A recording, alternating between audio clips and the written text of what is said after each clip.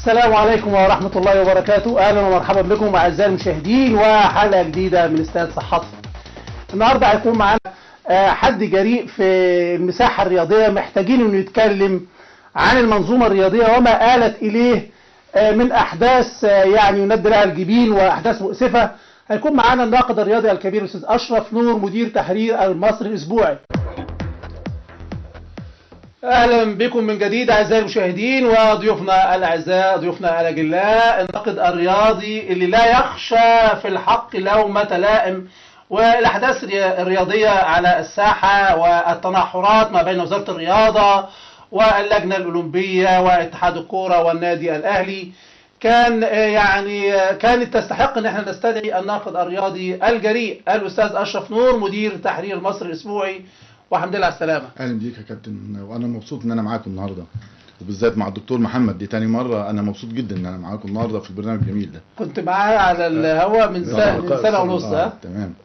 الحمد لله على السلامة. اهلا بيك يا عايز اقول لك يعني قبل ما نخوض بقى في المهاترات اللي على الساحة، اللي طبعا حضراتكم مشتغلين في المساحة الرياضية وعارفين كل حاجة طبعا، وعارفين المأساة اللي دايرة دلوقتي، اللي الضحية فيها المنظومة الرياضية والرياضة المصرية، والمواطن اللي بيقتطع من قوته عشان يشتري التيكت بتاع المباراة وبيروح يحضر في أجواء برضو، يعني عايزين نقول في أجواء أمنية جميلة بس مش زي الأول. أو ناقدنا الرياضي أشرف نور، عايزين نروح لوائل الجمعة ومشواره.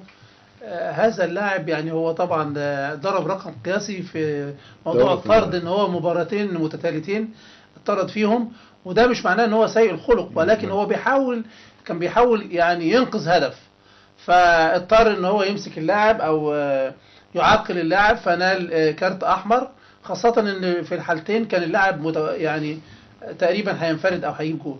وائل جمعة يعني طبعا هو جه من المحلة للنادي الاهلي، حقق انجازات غير عادية مع النادي الاهلي، حقق انجازات غير عادية مع منتخب مصر، خد احسن مدافع في افريقيا، حقق القاب كتيرة جدا جدا في تاريخه الرياضي. وائل جمعة بكى امبارح وهو بيعلن اعتزاله. هذا النموذج الجميل، يعني لما نيجي نقارنه بنماذج ثانية سيئة كانت موهوبة وكانت ملء الاسماع والابصار في وسائل الاعلام، ونذكر منهم امثله كتير. يعني كان ابراهيم سعيد من الناس اللي مصر كلها كانت تتمنى انه يكمل بالشكل اللي بدأ بيه. عمرو زكي النهارده راح لعب في الرجاء واختلف وراح عمل عمليه جراحيه في المانيا دون اذن نادي الرجاء، وفسخ العقد بالتراضي، وهو دلوقتي في الويتنج ليست بالنسبه لميدو، لان احتمال ميدو ياخده نادي الزمالك. طب ما انت كنت في نادي الزمالك وخرجت من نادي الزمالك، يعني ما اعرفش ايه اللفه اللي بيعملها اللاعب، وايه يعني زي ما صرح احد الاعلاميين ان عمرو زكي في طريقه للاعتزال. هو طبعا يعني صعب جدا ان احنا نقارن وائل جمعة سواء مع الاحترام الكامل لعمرو او لابراهيم سعيد. لا، وائل جمعة لما هنيجي نقارنه بكل اللعيبه صاحبة الأخلاق الرياضية العالية، هادي خشبة، أبو تريكة، حتى لو اختلفت معاهم في بعض الأحيان، ولكن لا، هي دول الناس اللي من يوم ما دخلوا الأهلي لغاية ما اعتزلوا ما عملوش مشكلة، على الأقل مشكلة رياضية. يعني في اللي عمل مشكلة سياسية بعد كده، بس ما عملوش مشكلة رياضية. ولكن بقى يفوقهم وائل جمعة صراحة. يعني يمكن احنا الفترات اللي فاتت كنا دايما بنتغنى بأخلاق أبو تريكة، ويمكن كان ده هاضم حق وائل جمعة شوية. لا، أنا بقول إن أبو تريكة يتضرب بيه وائل جمعة يتضرب بيه المثل في الأخلاق. وائل جمعة من يوم ما جه من المحله، وهو في المحله كمان عمره ما عمل مشكله وهو في نادي المحله، من يوم ما جه النادي الاهلي لغايه ما اعلن امبارح اعتزاله زي ما حضرتك بتقول ان هو بكى. لا، ده احنا بكينا على بكائه، لان وائل جمعة فعلا مش من النوع اللي بيمثل. احنا اتصدمنا في لعيبه كتير كانت بتمثل علينا وكان بكائهم بيبكينا، وللاسف اتضح ان احنا في الاخر كنا يعني عاطفيين قوي بزياده. احنا اللي بكينا بس. بالظبط، احنا اللي بكينا بس. لكن وائل امبارح كان باين عليه الصدق التام في بكائه، واحنا بكينا على بكاء وائل جمعة، لانه فعلا انا شخصيا انا شايف ان وائل ممكن يدي على الاقل موسم تاني بعد الموسم ده يعني انا متاكد من ده، يمكن في ظل الظروف انا اللي بس الأهلي الجزئيه دي بس عايز اختلف معاك فيها. اتفضل. انا شايف ان هو اذا كنت حضرتك شايف ان هو عنده قدره على العطاء لمده عام قادم، انا شايف ان اللاعب لما يكون عنده قدره على العطاء ويعتزل وهو في قمته، انا شايف ده انا أفضل. معاك، انا معاك. ابو تريكه النهارده لما اعتزل عايز اقول لك ان هو اصاب كل محبي وعشاق كرة القدم في مصر والعالم العربي والافريقي بصدمة، ولكن ابو تريكة انا الا انت، بعتبر الا انت، الا انت بعتبر ان ده قرار ذكي جدا. هو كون ان ابو تريكة يبعد عن الاضواء ويبعد عن الشهرة وعن المجد اللي حققه، ده مسألة مش سهلة على ابو تريكة، خلي بالك، ولكن هو ذكائه وكنتروله كان اقوى 1000 مرة من الاغراءات اللي ممكن يستمر، خاصة ان هو قدم اليه عرض من احدى الاندية في دول الخليج، عرض على بياض يعني يحط الرقم اللي هو عايزه، ومع ذلك هو حب يحافظ على تاريخه واعتزل. فانا شايف بختلف مع حضرتك ان يعني وائل جمعة كان مصيب جدا وقراره كان في محله امبارح عندما اعلن اعتزاله. ما احنا ما اختلفناش، لا انا بتكلم عن وجهة نظر الكروية. لا هو ممكن يدي سنة او موسم، ولكن هو خد قرار سليم. يدي تمام. انا يعني مش مختلف، لا انا معاه في قراره، وهو ادرى الناس بده. لكن انا بقول كرويا كان ممكن يدي، لكن هو اخذ القرار بده بنديله تعظيم سلام. بختلف شويه في حته ان احنا اتصدمنا في ساعه ما ابو تريكه اعلن الاعتزال. يمكن انا ما اتصدمتش، لان انا وقتها قلت ابو تريكه، حد يقول لي ابو تريكه حقق كام بطوله اهو في الترسانه؟ ما حصلش. ابو تريكه حقق بطولات قد ايه في النادي الاهلي؟ كتير. يبقى اللي حقق النادي الاهلي مش اللعيب. اللي حقق النادي الاهلي. وناخد تليفون. الو السلام عليكم. عليكم السلام ورحمه الله وبركاته. مين يا فندم معانا؟ معاك محمد فرغالي من القاهره. اهلا بيك يا استاذ محمد، اتفضل. اتفضل يا استاذ محمد. ايوه يا كابتن. اتفضل. لو سمحت والنبي انا عايز ندي الكابتن وائل جمعه حقه، لان حضرتك الكابتن وائل جمعه ما يقلش في الاخلاق عن ناس كتير قوي محترمه في الوسط الرياضي. وانا على فكره انا راجل زملكاوي، بس انا باسم كل الجماهير عايز اشكر الكابتن وائل جمعه واقول له انت في قلوب كل الرياضيين والجماهير. تحب تضيف حاجه يا استاذ محمد تاني؟ الله يخليك يا بيه، الله يخليك. احنا بنشكرك شكرا جزيلا على اتصالك يعني، ومتابع معانا الحلقه ان شاء الله. بنحاول ندي وائل جمعه يعني بنلقي الضوء على مشواره الجميل يعني. اتفضل يا استاذ. يعني بيتهيألي المداخله برضو بتاكد اللي احنا بنقوله. الراجل يقول لك انا زملكاوي، وممكن يتصل علينا حد من الاسماعيليه او من السويس وهيقولوا نفس الكلام. تمام. ده ما كانش بيحصل مع بعض اللعيبه برضو اللي احنا كنا زي ما حضرتك قلت اتصدمنا من قرار الاعتزال. لا احنا اتصدمنا فيهم يعني. انا يعني متاكد ان مباراه اعتزال وائل جمعه هتضاهي مباراه اعتزال محمود الخطيب. انا متاكد ان كل جمهور مصر ده ان الامن صرح بقى ان يبقى في جمهور في الوقت ده يعني. كل جمهور مصر وكل مشجعي الفرق في مصر هتروح لوائل جمعه.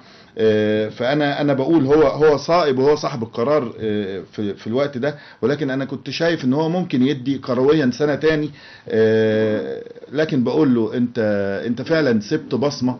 انت من الناس القليله جدا في الكوره اللي سابت بصمه. اما نيجي على اللي ساب بصمه سيئه فدول كتير قوي قوي قوي. بس لولا الظروف دلوقتي حضرتك ما كنتش افتكرتهم يعني. لولا الظروف اللي احنا فيها ما كناش هنفتكرهم، لان خلاص هم جم عملوا بصمه سيئه ومشوا، بالرغم ان هم كانوا لعيبه كبار جدا جدا. تمام. سواء عمرو زكي وعمرو زكي كل يوم بيعمل بصمه بصراحه.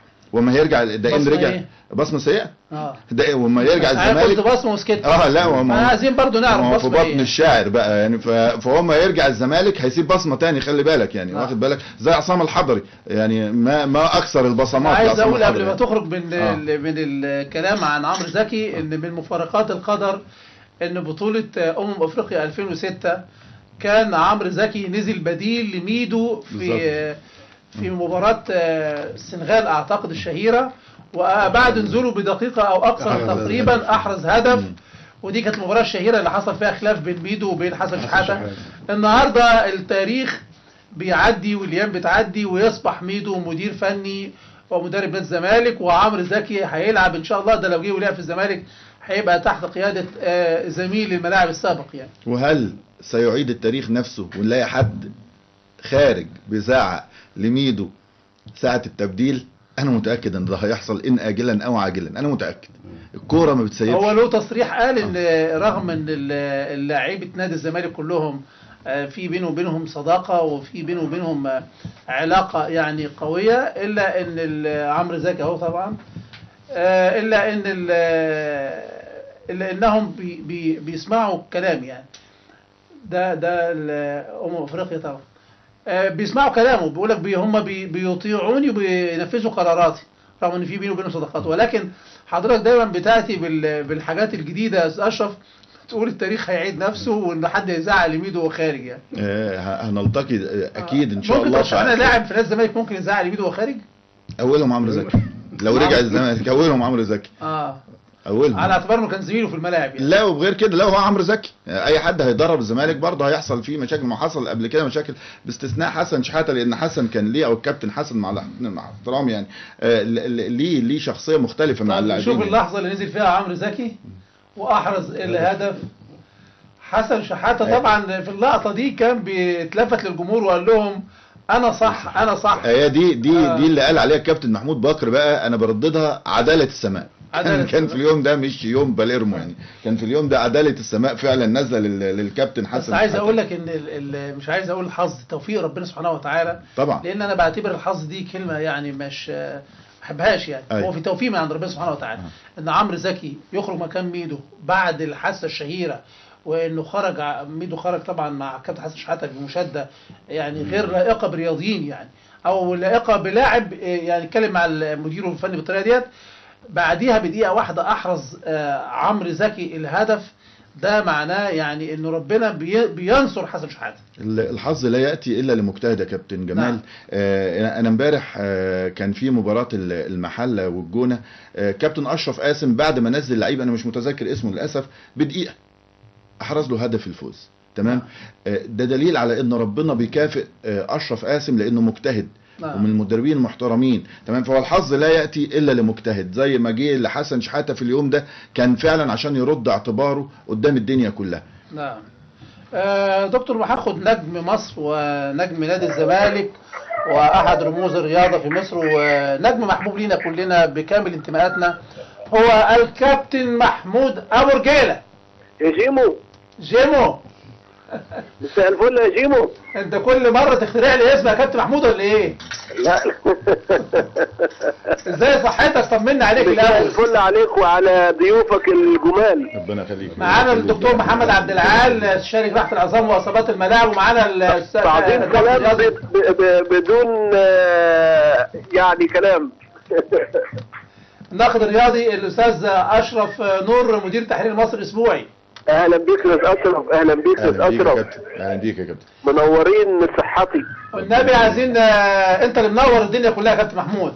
الله يخليك. عايزين يعني ايمن يونس ليه تصريح النهارده بيقول ان ميدو تنازل عن نصف العقد بتاعه، ده اول مدرب يتنازل عن 50% من عقده او النصف تماما، وعشان كده هو هيبقى في اول اجتماع لمجلس اداره هيحاول يرفع راتبه. وكان برضو في رقم معلن في الصحف انه راتبه 55,000 جنيه. فعايزين يعني نشوف الحقيقه فين. اذا كان مرتبه 55,000 جنيه يبقى احنا بعد البطولات اللي اشتغلنا ببلاش. يعني احنا اشتغلنا ببلاش من غير ما نتنازل عن فلوس ولا اي حاجه. يعني مش لازم المواضيع دي تتقال. هو من اول مره قال لك انا فرصه كبيره ان انا اشتغل في نادي الزمالك. نادي الزمالك ده فريق كبير وهيزودني، وانا مع ظروف النادي الزمالك ومش هطلب مرتبات ولا هتكلم في مرتبات. وفعلا اشتغل ولا مضى ولا اتكلم في مرتبات. وقبل كده الكابتن حلمي طولان لا اتكلم في ماديات ولا مضى عقود ولا اي حاجه. نعم. مكسب جدا لاي حد يشتغل في الاهلي والزمالك والفرق الكبيره. يعني انا واحد من الناس كنت بشتغل ب 1500 ريال في المملكه العربيه السعوديه في نادي الشباب بالمملكه العربيه السعوديه، ثم 5000 في نادي النصر السعودي. لما جيت اشتغلت في نادي الزمالك وخدت كاس مصر والدوري ورحت قطر في نادي الغرافه اشتغلت ب 15,000. نادي الزمالك دي رخصه كانك درست في الجامعه وخدت ماجستير. نعم. انا ممكن اشتغل سنه ببلاش في نادي الزمالك، بحيث ان انا لما اخد بطوله 100% لما هروح في اي حته ثانيه اهم شيء انك انت تشتغل وانت مستريح وانت مبسوط. والحمد لله رب العالمين ان كابتن حسام ربنا كرمه من حتت كتيره واشتغل في حتت كتيره، فلما يشتغل في نادي الزمالك حتى ببلاش او بدون ماديات او مش هيطلب، انا عارف حسب ما المجلس اداره وحسب ظروف مصدره مش هيقول اي حاجه. وزي ما قلت لك لحضرتك اللي بيشتغل في نادي الزمالك او الاهلي رخصه اهم من ماجستير. فاتمنى ان الموضوع ده تبقى سريه وتبقى يعني الناس، انت عارف برضو الناس كل واحد يقول لك 55,000 ومش عارف ايه، ودي ملاليم بالنسبه للاعيبه المحترفين والمدربين المحترفين. انت لو تسمع المدربين بره كانوا بياخدوا كام، ومن سنتين ثلاثه في ناس وصلت في مصر 200,000 و250,000، واحنا مش عايزين نحسد الناس في القدم. كلام بتدخل ماده وانت بتجيب بطولات يبقى ما تبخلش. كابتن ابو رجيله سامعني؟ ايوه مع حضرتك يا حبيبي. عمرو زكي تصريح لميدو كده ان عمرو زكي في الويتنج ليست لنادي الزمالك. والله انا مش عارف عمرو زكي بقى في زي فيلم اسماعيليه رايح جاي، عارف فيلم اسماعيليه رايح جاي؟ عمرو مش عارف في الكويت وجاي الزمالك، عمرو رايح تونس وجاي الزمالك. ما هو بيفوت فعلا على الزمالك. يعني هو لما بيركب الطياره ويجي مصر فبيموت على الزمالك. او هو مروح 6 اكتوبر بيموت على الزمالك. نعم. انا مش عارف يعني على انهي اساس بعد اللي عمرو مختفي بقاله فتره كبيره جدا، وانا من المعجبين جدا جدا في فتره من الفترات بعد ما جه من ويجن.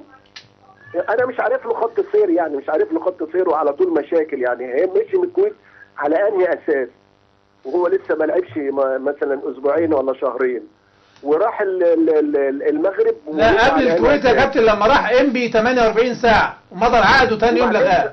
وبعدين الناس يعني هو لو يعني دلوقتي الدنيا كلها بتعمل فريق جديد وبتشوف عناصر جديده. انا اتمنى ان يعني على بدايه عمرو زكي معانا اذا كان بنفس المستوى بنفس الالتزام اهلا بيه. لكن انا اسمع انه جاي الزمالك، طيب ما انا كل يوم باجي بالمقطم اروح الزمالك، يعني بس بشتغل ايه مش عارف. مضيت للزمالك ولا لسه يا كابتن؟ نعم. مضيت للزمالك ولا لسه؟ لا كل واحد يقول لك انا جاي الزمالك، انا افوت من جنب الزمالك و100 عقبه وبدبر. انا عايز واحد يلبس فانيلا وشورت وشراب ويلتزم ويجيب بطوله وما يتكلمش في ماديات، لان عمرو زكي بقى له 3 سنين ولا 4 سنين مش في الصوره خالص. كابتن ان عمرو زكي اللي هو زمان اذا بقى زمان بالالتزام اهلا بيه. كابتن محمود ابو رجيله، مرتضى منصور ترشح الانتخابات نادي الزمالك رسميا معاه رؤوف جاسر وكمال درويش. الو الدكتور كمال درويش ورؤوف جاسر ومرتضى منصور. في 4 ترشحوا، الدكتور كمال درويش، سيادة المستشار مرتضى، المهندس رؤوف، وفي تقريبا واحد اسمه الاستاذ محمد السكري. نعم. هم ال4 دول مرشحين، وكلهم فيهم 3 طبعا انا اعرفهم من ولاد النادي، خدموا النادي، بيحبوا النادي، ليهم عقليه كل واحد مختلف عن الثاني. اتمنى من ربنا سبحانه وتعالى ان اعضاء نادي الزمالك يختاروا الاصلح في الفتره ديت، لان كل فتره بيبقى فيها ليها رجالها. وبعدين انت ما جبت سيره رحاب ابننا يعني. لا ما انا لسه هسالك عليه يا كابتن، لسه هسالك عليه.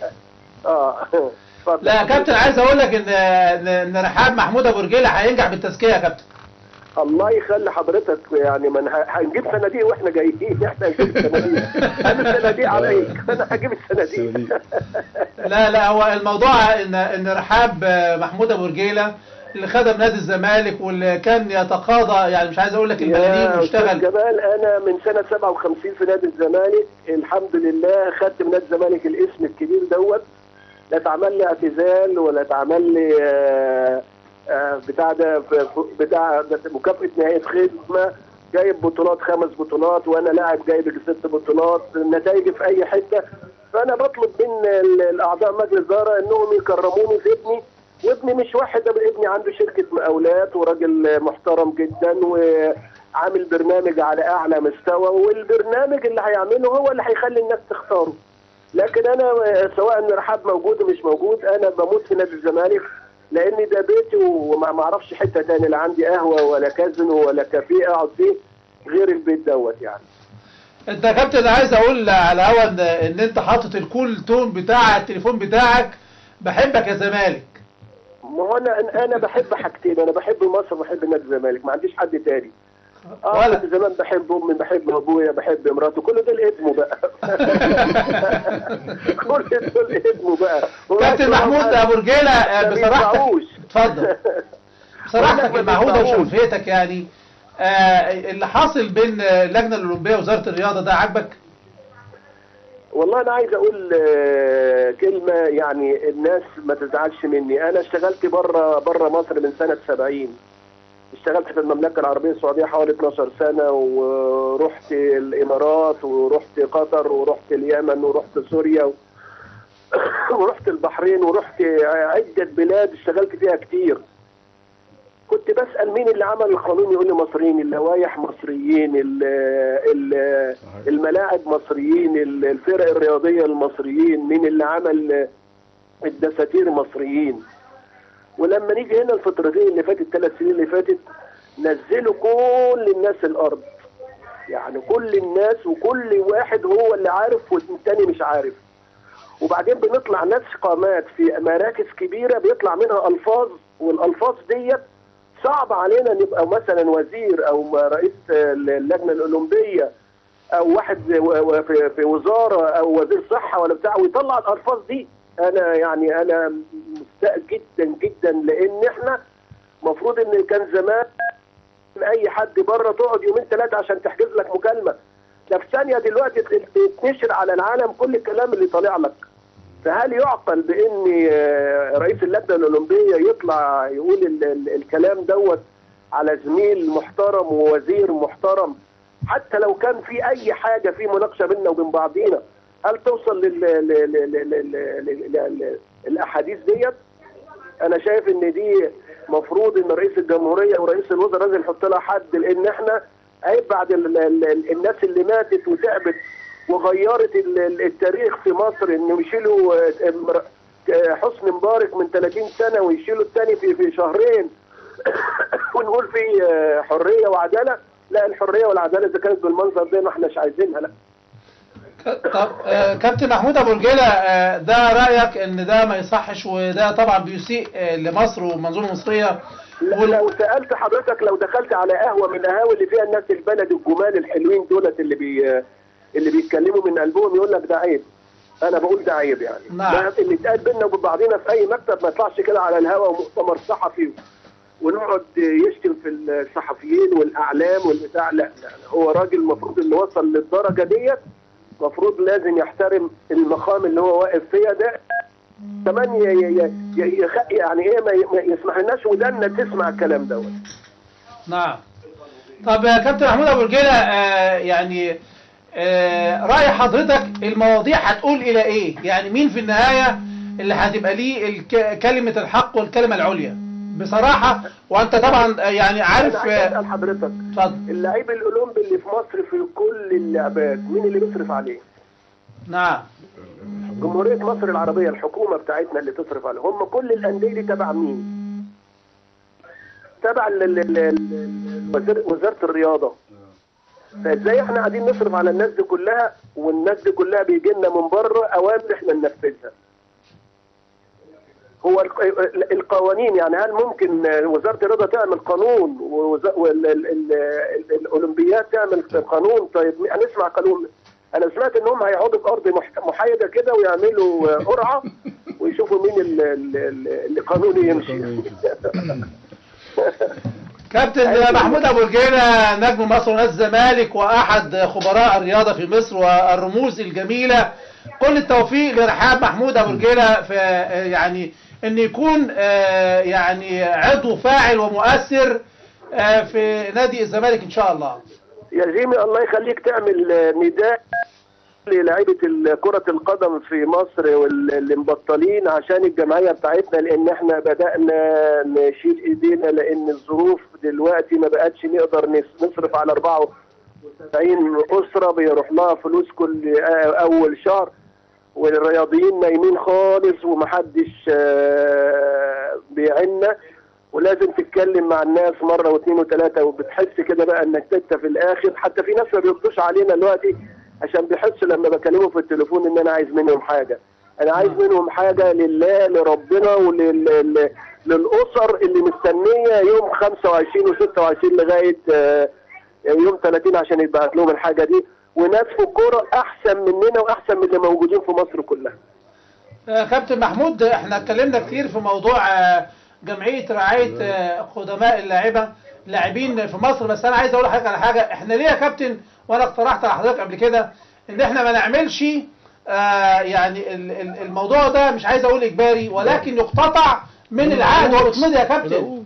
يعني كل لعيب بيمضي عقد في اي نادي يا كابتن، في اي نادي، حتى لو نادي درجه ثانيه يا كابتن محمود. ما احنا الاتحاد ده المفروض هو اللي يعمل الموضوع ده، بس الاتحاد عنده مشاكل لا حصر لها. هم موعديننا بان لما تجي لهم العقود بتاع اللعيبه من اول السنه ان شاء الله يعملوا لنا منها مبلغ يعني. فاتمنى من ربنا ان الرياضه تمشي، لان بعد اللي حصل من جمهور النادي الاهلي يمكن ما يبقى فيش في رياضه خالص متهيألي. كابتن محمود، في يعني اللواء عبد المنعم الحاج رئيس الجمعيه وحضرتك وكل أيوة. الرموز الرياضيه ونجوم مصر، يعني ليه ما تروحوش لكابتن طاهر ابو زيد قبل ما القانون هيطلع في مارس اهوت؟ رحنا لوزير الشباب ورحنا للكابتن طاهر ورحنا لعلام بيه جمال علام بيه، وكلهم وعدونا. وحد طبعا هيسالوا علينا دلوقتي ولا يسالوا على القوانين اللي قاعدين يسموا بعض فيها يعني. يا كابتن محمود، دلوقتي انا عايز اقول لك على حاجه. لعيب الدرجه الثانيه لما العقد بتاعه بيروح اتحاد الكوره، صح؟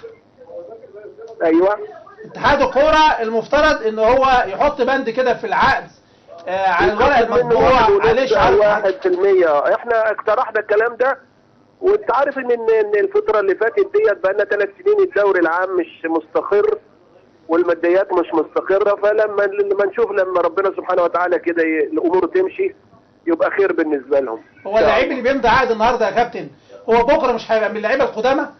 ما هو انت شايف المشاكل اللي في الانديه كلها، الانديه كلها نزلت العقود، وفي نفس الوقت كمان في الانديه ما بتقبضش حد. احنا يا كابتن احنا من خلال منبر استاد صحاتي بنناشد كل الرياضيين في مصر ان هم يقتطعوا جزء بسيط جدا جدا جدا لصندوق جمعيه رعايه اللاعبين القدامى. واعتقد النهارده اللعيب الشاب بكره هيبقى من اللاعبين القدامى وهيمر بنفس الظروف اللي احنا ما نتمناهاش طبعا يعني. شكرا يا جيمي، كتر خيرك وربنا يكرمك ويسمعوا الناس منك، وتمنيات الطيبه لضيوفك العظام يا حبيبي. كابتن محمود ابو رجيله نجم مصر ونادي الزمالك، بنشكرك شكرا جزيلا. شكرا جزيلا حبيبي، مع السلامه. طبعا يعني هو طبعا جمعيه فيها كابتن جمال عبد الحميد، فيها اللواء عبد المنعم الحاج، فيها كابتن محمود ابو رجيله، فيها نجوم كتير مش عايز يعني عشان ما انساش حد. وفي بياخدوا من كل لاعب في مصر كان بشكل ودي يعني بشكل ودي كان بياخدوا اللي كان بيبعت مثلا 1000 جنيه، اللي بيبعت 500 جنيه، اللي بيبعت الكلام ده، فكان بيتحط في الصندوق. وهم عاملين حوالي 70 اسره تقريبا، 74 اسره كام؟ 74 او 74 اسره، بيروح لكل اسره مبلغ في ظرف معين كده لحد البيت يعني كده. اللعيبه خلال 25 ل 30 يعني كده اللعيب يفتكر ان دي منه بيدفعها من عنده منه. لا، هو ده فرض عليه، فرض. تمام. لان هو ما بقاش نجم غير بالناس القدام يعني. النهارده الكابتن ابو رجيله بصراحه كل كلمه بيقولها عنده 1000 حق. لا، وملوش ان هو يتصل بحد، بالعكس ده الحاجه تروح لغايه عنده. تمام. دي على الاقل يعني. زي ما حضرتك قلت يا كابتن جمال، النهارده اللعيب بس هو المشكله ان اللعيب النهارده اما هيكبر بكره هو كده كده امن نفسه. لكن اللعيبه بتوع زمان ما حدش خد حاجه. تمام. لكن دي لازم تبقى زي ما حضرتك بتقول، تبقى في العقد ده بند في العقد وبنسبه محترمه. ولو اتعمل زي ما عونت الشتاء زمان يا كابتن جمال، ده لو اتعمل على المرتب بتاع اللعيب كل شهر يستقطع منه جزء بسيط جدا. الجزء ده في الاخر هيروح لناس تستحقوا من اللي عملوا اللعبه في مصر واللي عملوا تاريخ للعبه في مصر. هو معروف انه مفيش لا ضريبه ولا استقطاع لمبلغ الا بقانون. احنا ما عندناش مجلس شعب حاليا. السلطه التشريعيه في يد رئيس الجمهوريه. تمويل هذا الصندوق بدل ما زي ما الاستاذ اشرف قال، بدل ما هو يبقى منا من الذين يعملون الان واللي في قمه نجوميتهم، لا انا هخليه بشكل رسمي. انا عندي مصدرين لهذا الصندوق. اين نقابه المهن الرياضيه اللي النقيب بتاعها امبارح طلعت سمعت له مؤتمر صحفي يعني صاله وجال، مع انه يعني قبلها بيوم انا سمعت واحد بيقول اللي طلع واحد من الرياضيين قال انا ما اعرفش هو مين اساسا. انا ما اعرفش هو مين. نقابه المهن الرياضيه طبعا كان النقيب اللي اسبق الدكتور مسعد ده راجل من الناس لكن انت النقيب الرياضي اللي انت واخد موقف يعني 90 درجه ضد وزير الرياضه. انت حر في هذا. امبارح بس امبارح هو واخد موقف امبارح. قبليها كان بيمدح في طاهر، قبليها بيوم بيمدح في طاهر بس على قناه ثانيه يعني. حتى انا استغربت هل هو نفس الشخص ولا انا اللي اكون ممكن شفت حاجه غلط يعني. نفس النقيب. انا اسف ان قطعت على حضرتك بالظبط. لكن انا واحد ماليش متخصص في الرياضه لكن بنتابع. انت اول امبارح كنت عمال تقول نقابه المهن الرياضيه دي، انت الشغل الاساسي او البند في لائحتك اللي بتشتغل بيها انك تحافظ على قدامى اللاعبين. طيب احنا هناخد بقى يعني لا يفتى ومالك في المدينه او لا يفتى ومالك على التليفون ناقدنا الرياضي الكبير والكاتب الصحفي المعروف الاستاذ محمود معروف، نائب اول رئيس تحرير جريده الجمهوريه، وبنقول لك الحمد لله على السلامه. استاذ محمود الصوت بيقطع خالص، فلو حضرتك تحركت بالتليفون متفضلا يعني. استاذ محمود معروف معانا؟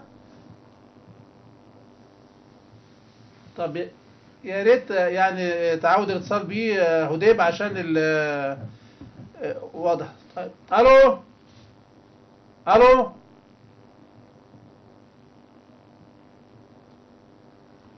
استاذ محمود. استاذ محمود الخط الشبكه واضح ان عندك ضعيفه شويه. واضح. لو تتفضل بس عليه وتتحرك. والنبي عمال اتحرك يمين وشمال. طب اروح فين؟ انزل الشارع؟ لا اديني يا كابتن يا استاذ محمود، اديني بعمل لك تمرين يعني. ماشي كده ولا مش ماشي؟ لا ماشي ان شاء الله، كويس قوي ان شاء الله. لسه كان على الهاتف معانا الكابتن الجميل والمحبوب محمود ابو رجيله، وبقول له يعني عاجبك اللي بيحصل ما بين اللجنه الاولمبيه ووزاره الرياضه والمؤتمر الصحفي اللي عمله خالد زين رئيس اللجنه الاولمبيه؟ فهو طبعا انت عارف ان هو يعني عايز اقول ان الكابتن محمود يعني ما بيحبسش الحديث في المسائل دي، ولكن احنا بنستنى حضرتك عشان يعني تبين لنا الامور يعني. والله الامور الامور واضحه جدا يعني. الدكتور حازم مبلاوي رئيس الوزراء اجتمع مع الاستاذ طارق وزير الرياضه ومع الاستاذ خالد زين رئيس اللجنه الاولمبيه، وطلع واتقال المتحدث الرسمي باسم مجلس الوزراء قال ان الدكتور حازم مبلاوي وافق او قرر اقامه الانتخابات في موعدها. وطاهر ابو زيد ما فتحش بقه، ما اتكلمش. طلع الاخ خالد زين وقال ان وزير الرياضه قال حاجات غير صحيحه ووزير رئيس الوزراء ما قالش كده. ده طاهر ابو زيد اصلا ما اتكلمش، واللي اتكلم ده المستشار هاني السفير هاني ما اعرفش سماه هاني ايه اللي هو المتحدث باسم مجلس الوزراء يعني. نعم. فبني ادم بيقول لي جر شكل يعني انت عارف انت عكست اختي، عارف انت عكست اختي حاجات كده بالظبط. واحد بيحب بلاش على الناس يعني. والله العظيم. التليفون ده الو. ايوه مين يا فندم معانا؟ ازيك يا كابتن جمال؟ اهلا بيك يا فندم. مين؟ انا ابراهيم خليل بتصل بيك كل جمعه يا كابتن جمال. اهلا بيك يا ابراهيم. ازيك يا كابتن جمال؟ وانا باجي هنا كل يوم جمعه عشان اسمع صوتك. انا بكلمك كل جمعه. اهلا بيك اتفضل. الله يخليك يا كابتن جمال. انا بمسح على الساده الضيوف اللي معاك. اهلا بيك يا استاذ. يا كابتن جمال. نعم. الماتش بتاع امبارح انا اهلاوي. اتفضل. ولكن الماتش امبارح بتاع الجمهور ايه؟ هل يستوي على دولة مصر حاليا دلوقتي اللي الجمهور عمله امبارح في الجيش والشرطة؟ لا طبعا. في ماتش المصري بورسعيد حسن حمدي وقف النشاط بسبب جمهور بورسعيد لما اعتدى على مصر على جمهور الزمالك، نعم. على جمهور المصري، على جمهور المصري. ازاي بقى جمهور النادي الاهلي يعتدي على قيادات مصر كلها جسم الشرطه؟ لا هي مش جمهور النادي الاهلي طبعا، في جمهور شفناه امبارح واقف طبعا غير راضي عن المشهد، هم قله كده ونقول ربنا يهديهم يعني ان شاء الله يا ابراهيم، وما فيش ان شاء الله يعني نتمنى ان يكون فعلا الجمهور مكان مدرجات وترجع تاني جماهير. ومش جمهور المصري برضه يا كابتن. نعم. ومش جمهور المصري، يعني احنا بنقول امبارح مش جمهور الاهلي، ده افترضنا يعني. لا ان مش هو يقصد جمهور المصري في الاعتداء على جمهور الاهلي برضه ما كانش جمهور المصري، برضه ما كانش جمهور المصري. نعم نقول قله مندسه يعني بالظبط. المندسين دول لا هم جمهور المصري ولا هم اهل بورسعيد، لا اللي حصل والحقائق عماله تبان. يمكن انا شخصيا انا كتبت ده زمان من بعد الحادثه، وكتبت موضوع بعنوان ابرياء يا بورسعيديه اللي عملوها بلطجيه والناس هجمتني ساعتها. النهارده اهو بدانا نشوف الحقائق. فانا بس بقول للاستاذ ابراهيم لا، اللي عملها وقتها ما كانش جمهور المصري على جمهور الاهلي.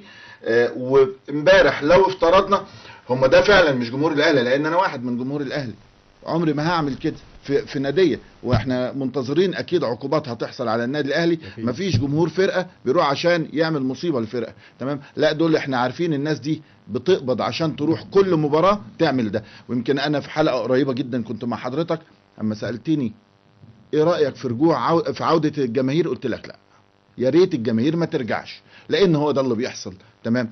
وبعد ما بنجيب عيلين 3 يتمسكوا بنلاقي السيد مرشح رئيس الدولة بيقول لازم نفرج عنهم ازاي؟ امال نقبض على مين؟ الاستاذ اشرف نور عايزين نعرف بلاتيني زار مصر مؤخرا وقال ان انا مصر اللي انا قرأت عنها غير مصر اللي انا يعني رأيتها، وان مصر ارض كرة القدم، وان انا بحارب التدخل الحكومي، وان انا بحاول اعمل في اوروبا تحديدا على اعتبار ان هو رئيس الاتحاد الاوروبي لكرة القدم، بحاول اعمل يعني فصل كامل ما بين السياسة وما بين الرياضة. واحنا عندنا طبعا كان مؤخرا كان في بعض اللعيبة كانوا ينتموا الى فصيل سياسي وخسروا جزء كبير جدا من شعبيتهم نتيجة انتمائهم للفصيل السياسي هذا او ذاك يعني. مش عايزين نذكر مين هم اللعيبة، كلنا عارفينهم وخلاص يعني. بلاتي برضو زي بليه لم تستغل زيارته الاستغلال الامثل، وبليه عشان في شركه دعائيه او شركه يعني خاصه جابته برضو يعني جابته حصري وطلع في قنوات معينه حصري ومع مذيعين حصري. بليه انا كان نفسي زي ما قلت في الحلقه اللي فاتت ان كان ممكن يفتتح منشاه ضخمه وتحط رخامه كده ان افتتاحها هو اسطوره كره القدم او الجوهره السوداء بليه. ده ما تمش نتيجه برضو استحواذ الشركه دي على بليه. واحنا نسمح لشركه زي دي تجيب بليه ليه اتحاد الكره ما يقومش بمبادرات دعوه النجوم، دعوه مارادونا اللي قاعد في دبي. مارادونا دلوقتي هو مستشار لكره القدم في دبي، مستشار قاعد على طول. ليه ما نجيبش مارادونا؟ ليه ما نجيبش بلاتيني بشكل اتحاد الكره اللي يجيب؟ ليه اتحاد الكره ما يجيبش بليه؟ ليه اتحاد الكره ما يجيبش اساطير كره القدم في العالم ويقدر يعمل بيهم هنا يعني تنشيط للمنظومه يعني؟ انا هربط الكلام اللي قاله بلاتيني بالكلام اللي قاله الكابتن ابو رجيله على موضوع المؤتمر الصحفي اللي كان معمول من المستشار خالد زين، اللي بيوصل للرأي العام العالمي مختلف تماما عن اللي حاصل في مصر. يعني لما يتعمل المؤتمر الصحفي اللي عمله المستشار خالد زين مؤتمر غريب. اول حاجه كان مؤتمر تهديد لكل الاعلاميين، تهديد صريح. يعني الراجل بيقول انا مش هسيب كل من كتبوا انصاف اقلام. طب انا لو كتبت في صالحك هبقى قلم ونص؟ يعني انا دلوقتي نص قلم، لما اكتب في صالحك هبقى قلم ونص. فده اللي واصل للرأي العام العالمي. طبعا نفس الشخص هو اللي وصل لبلاتيني وللفيفا ان مصر فيها تدخل حكومي لا، لو اتكلمنا على ان في سياسه في الرياضه، هو اللي عمل السياسه في الرياضه هو من استقوى بالخارج. وانا بقول كلمه استقواء بالخارج لانها غاظت قوي المستشار خالد زين، فانا هقولها تاني: الاستقواء بالخارج، الاستقواء بالخارج، عشان لو عايز بس برضو يقاضيني انا كمان من ضمن المجموعه اللي هددها يعني. تمام. ده اللي احنا بنصدره للاسف. لا وانت هتخرج تلاقيهم بره. طبعا لا، هو الراجل قالها علنا بصراحه. والاستقواء بالخارج والاستقواء، اعتقد ان هو خانوا التعبير في ان هو يعني يتحدى كل ده لو مره طب فين حريه الصحافه؟ ده لو مره يا كابتن، لو خانوا التعبير لو مره. لا، المؤتمر من اوله لاخره بنفس الطريقه. اللي اجمل من كده ان الراجل ختم كلمته بايه قرانيه. اللي احنا عارفينه ان احنا بعد ما بنختم بآية قرآنية بنقول صدق الله العظيم. الراجل ختم، والمؤتمر موجود ومسجل، ويا ريت الناس ترجع له. الراجل ختم بآية قرآنية وقال ايه يا كابتن جمال؟ قال اخس. ايه ده؟ قال ايه؟ اخس. صدق الله العظيم. بدل ما يقول صدق الله العظيم قال آية قرآنية وراح قال اخس. طبعا اخس على الكابتن طاهر ابو زيد. ايه ده كلام، ده مؤتمر. يبقى احنا لما يجي بلاتيني يقول كده لازم نعذره. اما ما نستغلش وجود بيليه في مصر، لازم نعذر، لان دول القائمين على الرياضه طبعا باستثناء الكابتن طاهر ابو زيد. انا عايز اقول ان الوقت اكتر من ساعه ونص في حضرات الساده الضيوف المحترمين الجمال اللي النهارده اسروا الحلقه ونورونا ونوروا قناه صحاتي واستاذ صحاتي. ونتمنى طبعا انها تتكرر دايما اللقاءات الجميله، خاصه مع الدكتور محمد عبد العالي اللي حرمنا كده يعني اقتراب السنه ونص من تواجده لظروف عمله، ولكن ان شاء الله طبعا ما تغيبش علينا كتير يعني. ان شاء الله. عايز اقول ان احنا في نهايه الحلقه بنتوجه بالشكر الجزيل لاستاذ الدكتور محمد عبد العالي. بنشكرك شكرا جزيلا. استاذ اشرف نقيب الرياض بنشكرك شكرا جزيلا. انا بشكر حضرتك انك استضفتني، وان انا كنت مع الدكتور محمد. ده شرف ليا وجودي مع حضرتك ومع الدكتور. من خلال منبر استاد صحاتي وقناه صحاتي بنبعث بكل التهنئه للنادي الاهلي لفوزه بالكاس السادسه للسوبر في تاريخه. بنبعث بتهنئة خاصة يعني أنا وضيوفي وأسرة البرنامج وأسرة القناة للنجم الخلوق وائل جمعة اللي أعلن اعتزاله امبارح باكيا وأبكانا كما ذكر ناقدنا الرياضي الكبير الأستاذ أشرف نور. أعزائي المشاهدين، بتوجه بالشكر الجزيل لضيوفنا الأعزاء ضيوفنا الأجلاء الأستاذ الدكتور محمد عبد العالي استشاري جراحة العظام وإصابات الملاعب. أيضا بتوجه بالشكر الجزيل للناقد الرياضي الكبير الأستاذ أشرف نور مدير تحرير المصري الأسبوعي. النهارده حلقتنا انتهت، نلتقي بكم إن شاء الله الجمعة القادمة 7:00 مساء على الهواء مباشرة وحلقة جديدة من استاد صحاتي. أول مرة في استاد الجحيم نيجيريا